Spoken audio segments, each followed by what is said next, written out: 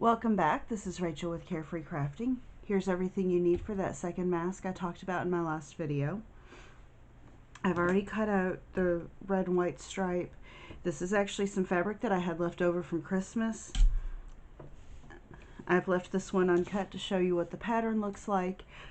We're going to try to put this on our website, and then just in case there's a snafu, I will also have another video showing you how to draw this for yourself. There are 4 sizes. There's a child, a small, a medium, and a large. This is a small. You will need wire. There's not much wire left on this one. 2 layers if you're going to use a filter, 4 if you're not. I intend to put a filter in this. And then you'll need some strips for ties. This is actually a bed sheet that I got at Walmart. It's seen as hairy. It's never been on my bed. If you remember back to January, I made the Arkansas Crossroads quilt, and I bought this sheet set and used the flat sheet as backing. This is the fitted sheet. Ties should be at least 33 inches long. Probably anything more than 45 would be just too big to manage. You'll need your scissors. I've got my paper scissors and my fabric scissors. If you don't sew on a regular basis, you're probably wondering why everybody has fabric scissors and paper scissors. You'll soon find out. This is just to cut the wire. There may be a better tool. If you know a better tool, please tell me what it is. But I've just been using these. And the wire you cut at 4 inches. And then you'll want to round off the sides. I'm going to do that over the trash can. You might need a rotary cutter and pins.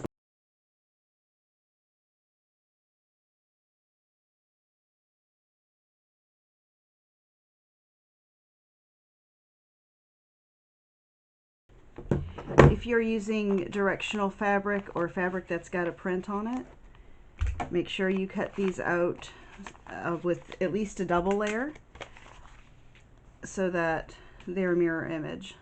Once we have everything cut out, the first thing we'll do is along this bottom edge, and it will be marked on your pattern. You'll have an arrow pointing to the nose and an arrow pointing to the chin. I didn't transfer it onto this paper. But along this bottom edge, we're just going to fold up about 1/8 of an inch and tack it down. And we'll do that to all 4 pieces. Alright, we have our bottom edges sewn up. If it curls a little bit, that's okay. It'll fix when we press it. The next thing we're going to do is take both sets and place them right sides together, and we will sew a seam 1/4 inch from the edge along this rounded area, which gives us this. Now we can see our mask starting to take shape. This is the lining. So now we want to put these together, and we'll put them right sides together. And whether you press the seam open or just nest them so that this one seam points to the right and one points to the left is up to you, and whatever makes life easiest for you. I don't know that there's any difference, and I could argue the theory both ways. And then you'll just put a little pin at that seam to hold it together. You may want to pin out along the curve, but it's not something you have to stretch or ease into place. It lays together pretty well. Which gives us this. So then we'll just flip it right sides out.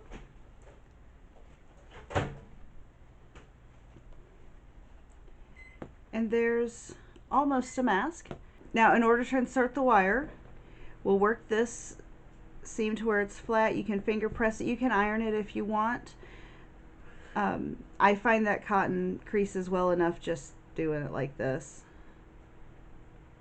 And then we'll put a seam in this along the top of the mask at about 1/2 inch, and that will make room for a wire. which gives us this piece.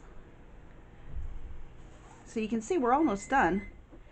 We just need to slide this wire in. Just slide it through that channel. And then when you get to this spot where the seam is, you may have to wiggle it a little bit depending on how tight that is. And now you'll just want to tack it down on either side of this wire. I have a straight stitch only machine, so I'm just going to sew back and forth, back and forth, back and forth, and put a big wad of thread there. If you have a machine that does buttonholes, I recommend a satin stitch at these spots, and that just gives that wire something to nest into so that it's not sliding around and it stays in place across the ridge of your nose. So there's our wire nested, and what I did is I just put the needle there and I sewed back and forth 5 times. So back and forth 1, back and forth 2. So there's about 10 layers of thread there, and that should hold that wire in. For the ties, find the midpoint of your tie, and it doesn't have to be high precision. Just find about the midpoint, then put it along the right side of the outside of your mask, like this, so they're right sides together. And we're just going to tack it down 1/4 inch from the edge. So for the last step of the ties, you'll come to the end of one, just fold it over a little bit. It's not high precision. You could just crease it with your fingers, or you could use a seam roller, or you could iron it. It's up to you. And then you fold both edges to the middle and fold it in half. And you may need a pin at the top to hold that together so that you can get it under your needle. But once these are cut straight of grain, and so once you start sewing it a little bit, the rest of the fabric will just kind of fall into place. There's our starting tie. We'll get it under the needle. A couple stitches to tack it down.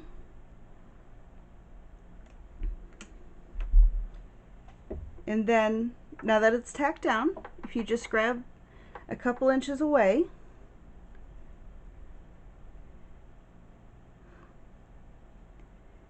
and make that fold, everything here in the middle just kind of falls into place.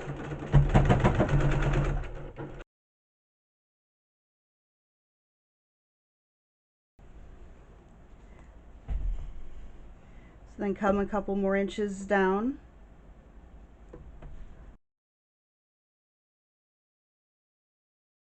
You can iron this and pin this if you need to. I did the first one and the pins just kind of got in the way. I found it easier to just do without the pins.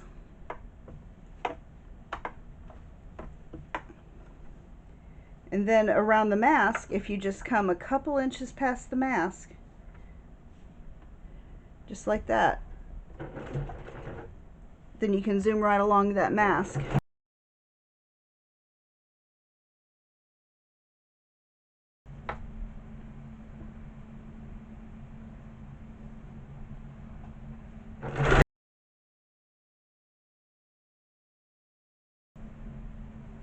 Then when you get to the end, just fold it up,